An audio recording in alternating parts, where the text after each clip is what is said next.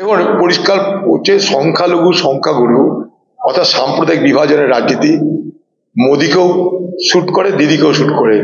মোদির জন্য এটা কাজে লাগে, দিদির জন্য কাজে লাগে এটা। তাই এরা মিউচুয়ালি এই সাম্প্রদায়িক বিভাজন করে চলেছে। না তো সারা পশ্চিমবঙ্গে কোথাও কিছু নাই। মুর্শিদাবাদে আমাকে হারানোর জন্য একবার রামনবমীর দিনে দাঙ্গা লাগানো হলো। তৃণমূলের বিধায়ক সে প্রচার করলো ওপেন টিভিতে যে 70% মুসলমান 30% হিন্দু, মেরে গঙ্গায় ভাসিয়ে দেব। দিদির অনুমতি ছাড়া, দিদির মদত ছাড়া এ কথা বলা কি সম্ভব? দিদি তার জন্য নিন্দা করেছেন, প্রতিবাদ করেছেন? করেননি, কারণ তার লক্ষ্য ছিল অধীরজ্যোতিকে হারানো। এই তৃণমূলের নেতারা হিন্দু এলাকায় গিয়ে এই ভিডিওর হয়ে বেশি বেশি প্রচার করেছেন। এই তৃণমূলের নেতারা বিজেপির কর্মী সেজে হিন্দুদের কাছে ফেসবুক পাঠিয়েছেন যে মুসলমানদেরকে ঐক্যবদ্ধ করবার, যে মুসলমানদের যে ধমকি তার বিরুদ্ধে হিন্দুদেরকে ঐক্যবদ্ধ হতে হবে, নাহলে হিন্দুরা বাঁচবে না।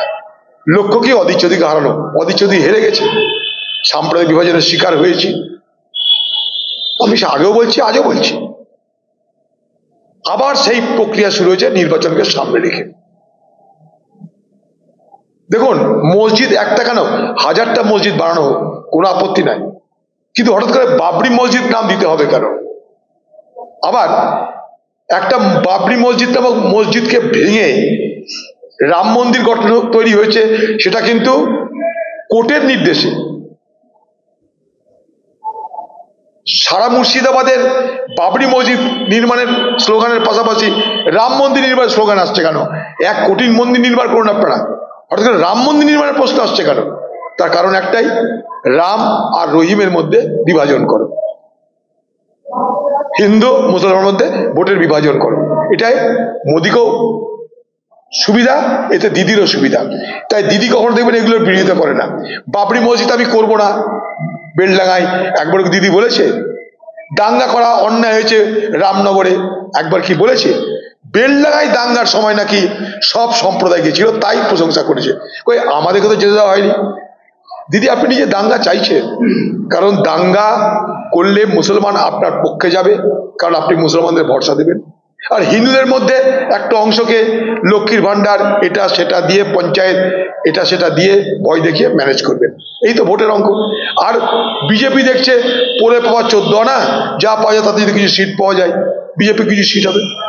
এই খেলাটা বিজেপিরও এবং তৃণমূলের উভয়ের পছন্দসই খেলা।